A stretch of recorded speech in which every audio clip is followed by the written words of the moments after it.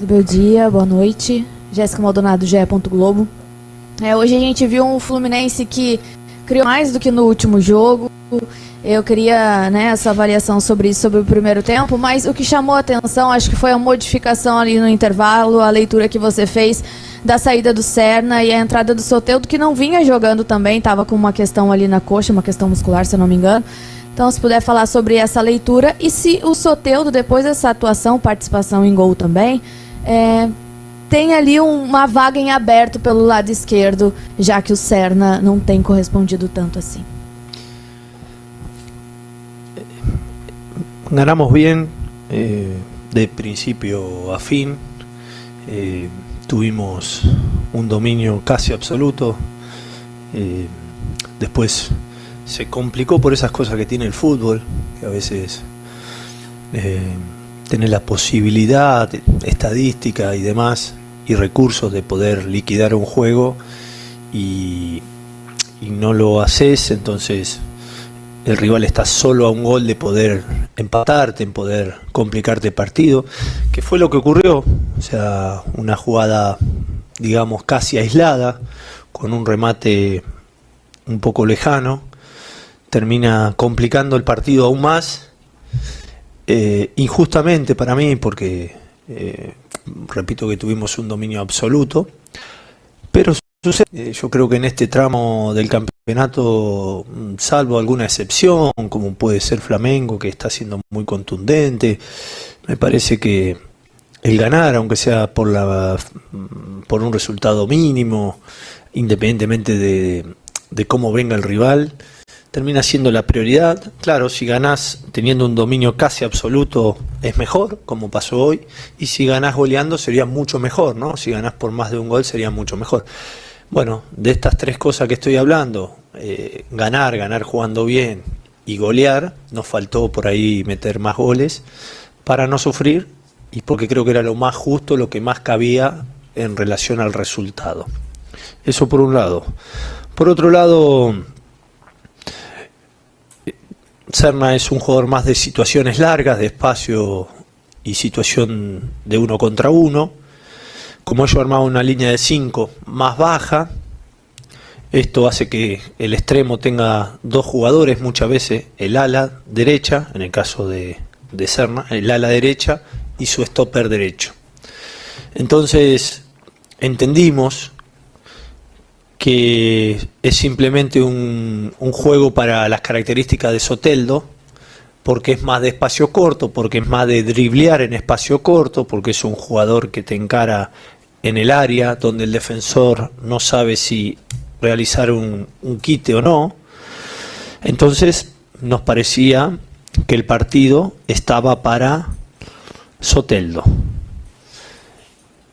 Si hubiésemos hecho un gol el primer tiempo, me parece que la continuidad de Serna estaba asegurado. ¿Por qué? Porque se iba a abrir un poco más el juego e íbamos a tener más espacio para seguir atacando. Boa noite, bom dia, Pedro Brandão no lance. No início do ano, o Fluminense buscava um centroavante. Hoje você teve mais uma vez dois centroavantes jogando e o que já estava no Fluminense acabou decidindo. Mas uma notícia que saiu nessa noite do Atlético Mineiro liberando o Hulk para negociar com outro clube da Série A que está procurando ele. Isso foi o próprio Atlético Mineiro que falou. Trouxe rumores de que ele poderia estar a caminho do Fluminense, já que o Fluminense publicamente falou sobre ter buscado o Hulk, sobre ter tentado trazer o Hulk para o Fluminense. O que você acha da possibilidade do Hulk chegar para o Fluminense no meio do ano? Como você enxerga esse jogador? Se você gostaria de contar com ele para esse elenco agora que você tem o Castillo? La verdad, no sé de qué estamos hablando. Recién terminó un partido y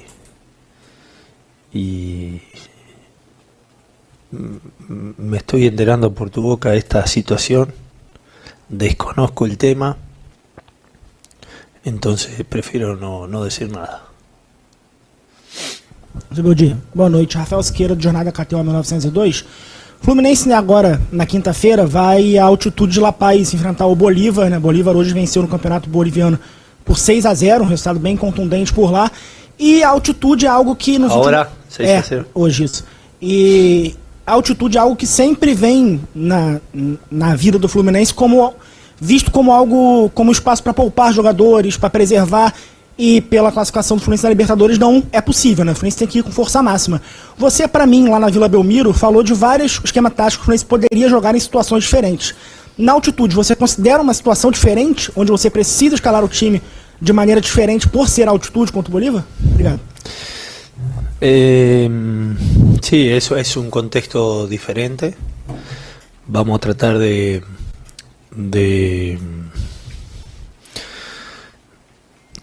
adaptarnos lo que mejor podamos, ¿no? Para mí hay situaciones importantes en la altura. No me tocó dirigir en equipos a 3.600 metros, pero sí en equipos como Liga de Quito 2.800. Entonces siempre hay algunos tips ahí, como controlar el balón, jugadores técnicos, no correr más de la cuenta con la pelota, los tiros a puerta de media distancia. Hay situaciones, tips para que se sienta un poco menos. La altura siempre se siente. El secreto es poder convivir con esa situación, y aquellos que hayan experimentado partidos en la altura posiblemente tengan una memoria fisiológica que esto se lo escuché decir una vez al profesor Habeger, que es un técnico que dirigió en Boca, y hablaba un poco de la memoria fisiológica.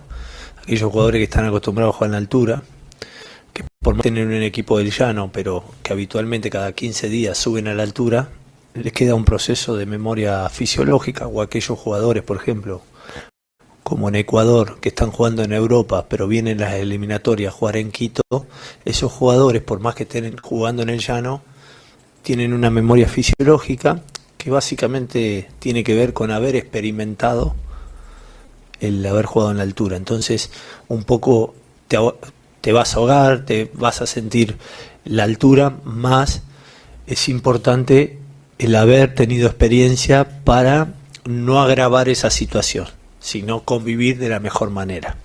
Entonces, un poco partiendo de esa premisa, ojalá que podamos hacer un buen juego allá, entendiendo la dificultad del caso. Boa noite, Zubeldia. Pedro Henrique Carvalho, canal Repórter Clubista. Queria fazer duas perguntas para você.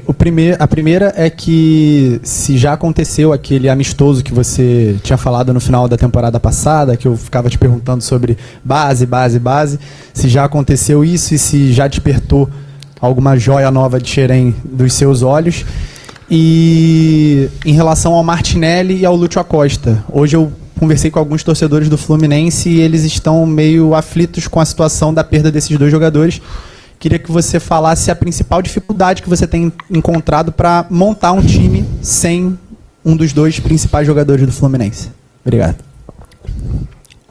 Son muy buenos jugadores, todo el mundo los reconoce, nosotros también, pero tenemos que seguir para adelante. Hay que seguir para adelante. Estamos en un momento del campeonato de Brasileirao que son muy importantes los puntos. Por ahí las formas pueden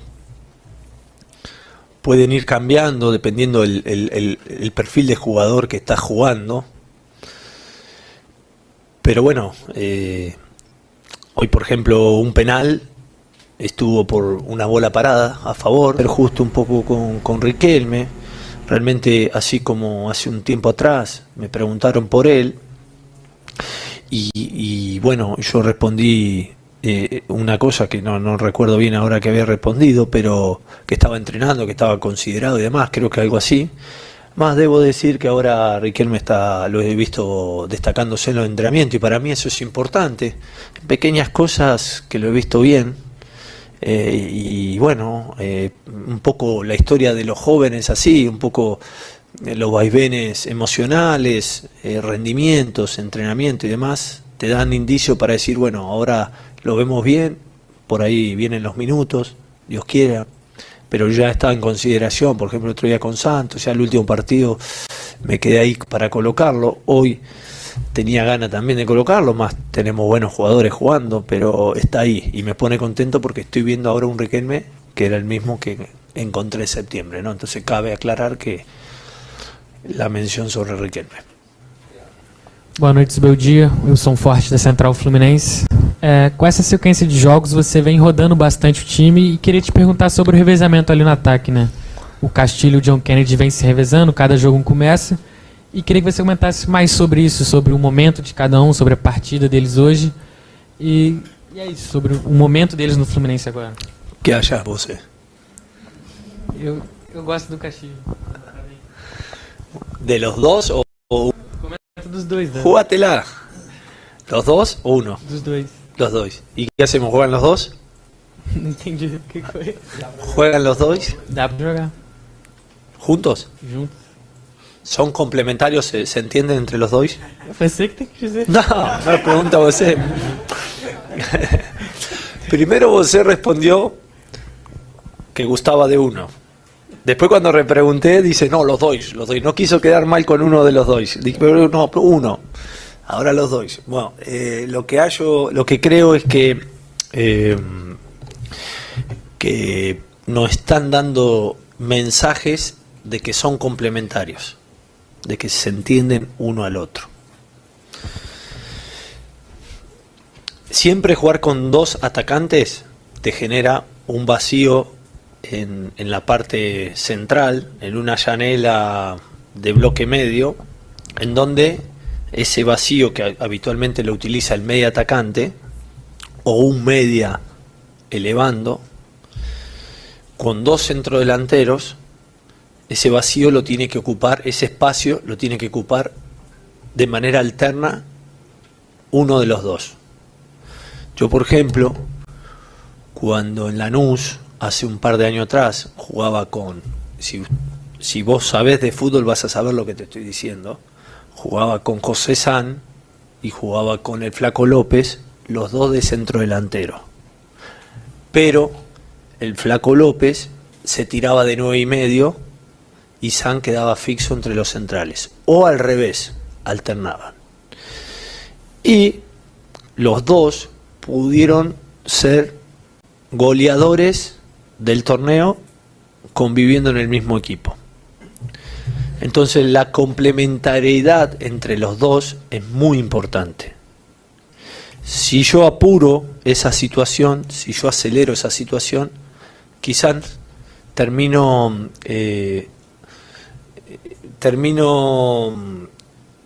acelerando algo y termina siendo ruin, termina siendo malo. Entonces poco a poco los voy colocando para tener ese mensaje si son complementarios. No sé si me entienden lo que estoy hablando.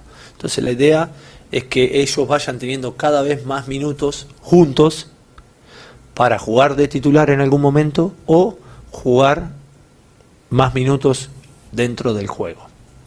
Ojalá podamos seguir teniendo mensajes de que ellos dos son complementarios. Boa noite, Zubeldia. Parabéns pela vitória. Israel Braga, da Mosaico Esportivo. Gostaria de falar a respeito do jogador Guga, que vem sendo uma peça fundamental na parte direita ali do Fluminense e hoje saiu aplaudido. A torcida ficou um pouquinho aflita sobre ter sentido alguma lesão ou não.